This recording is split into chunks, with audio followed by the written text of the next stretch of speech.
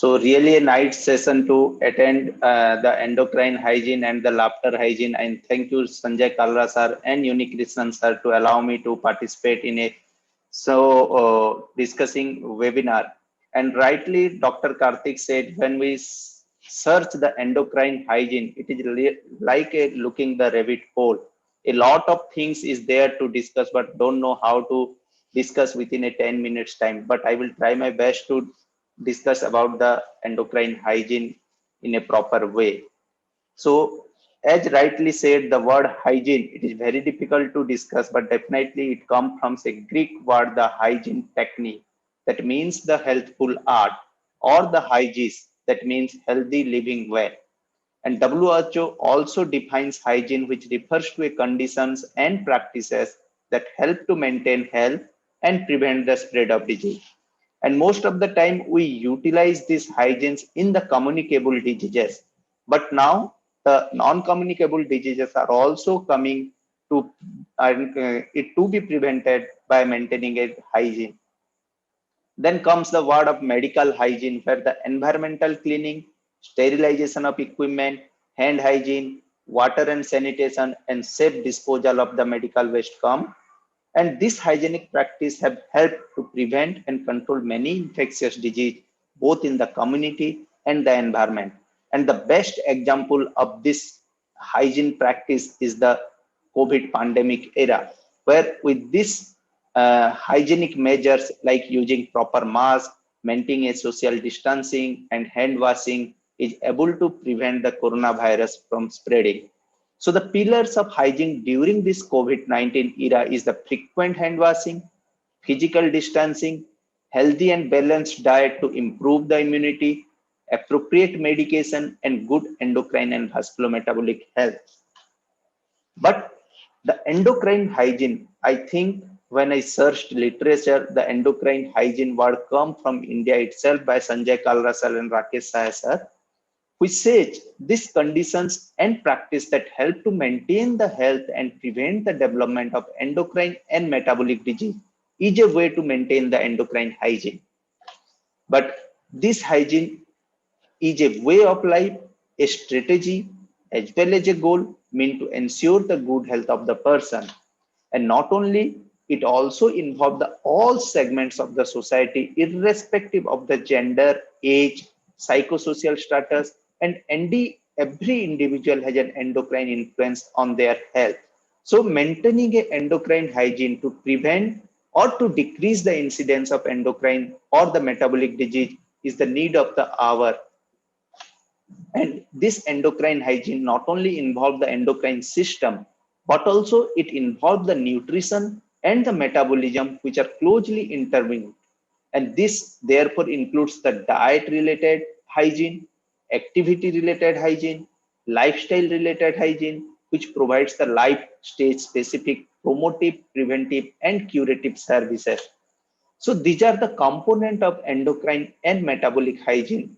I took this table from the Kalrasal's article on the endocrine hygiene, where the diet related practice, where the food fortification with the iodine and vitamin D prevent the osteoporosis and iodine deficiency anemia. What a better idea to prevent it. Limitation of availability of the tobacco, free sugar, or salt will decrease some of the disease coming to the endocrines.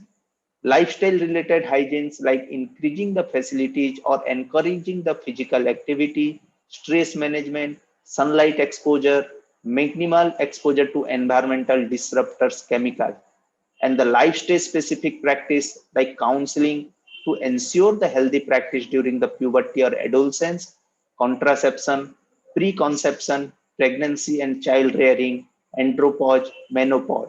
If we will give the knowledge to the different age group to the different person, at least they will adjust the differential pubertal development or the pregnancy related complications they have. Here, the environmental disruptor are also plays a major role. And also, I found an article where the acute and chronic endocrine effect of noise. So, by decreasing the noise, which is also a form of noise hygiene, And I saw that with acute or chronic noise, there is a chronic increase in cortisol secretion, which is responsible for the atherosclerosis and immunosuppression.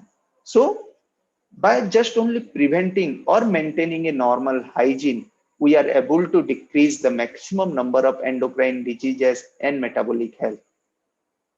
As I have discussed about the endocrine disruptor and the endocrine diseases, most of the time the polychlorinated biphenyls which are associated with the neurological disorders, opsogenes is there where the endocrine disruptor like tributylin and triphenylene, which is responsible for weight gain by reprogramming the gene which is responsible for the metabolism, energy balance, appetite, and also some way to inhibit the thyroid receptor to causes the obesity.